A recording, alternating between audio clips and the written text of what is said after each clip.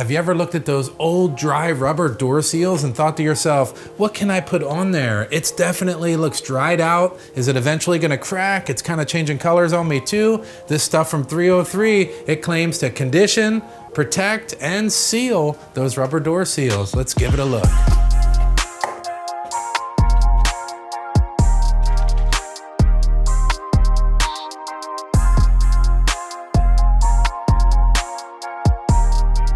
So I know what you're thinking. Do not use an overly strong cleaner on this. I'm using an all-purpose cleaner, about 20-to-1 on this one. I wanna get it clean, but I don't wanna dry that rubber out any more than it is already.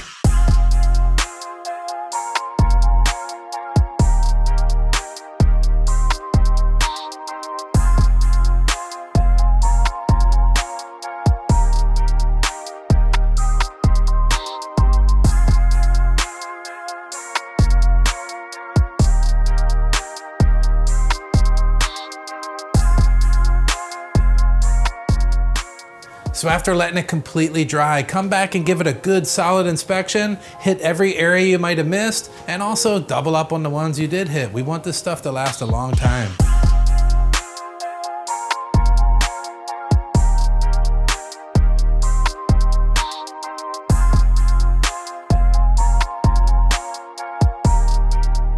So there's the before and after everybody wants to see. I'll tell you what, it turned that white, dingy, dry rubber, put a nice sheen on it, darkened it a slight amount, and it feels good and conditioned to the touch. It did what it said it was gonna do. Is it game changing? I don't think it's game changing, but if you've ever looked at those rubber door seals and thought, what type of product is right to put on there? This is it. It did what it said it was gonna do. So I'm pretty happy about that.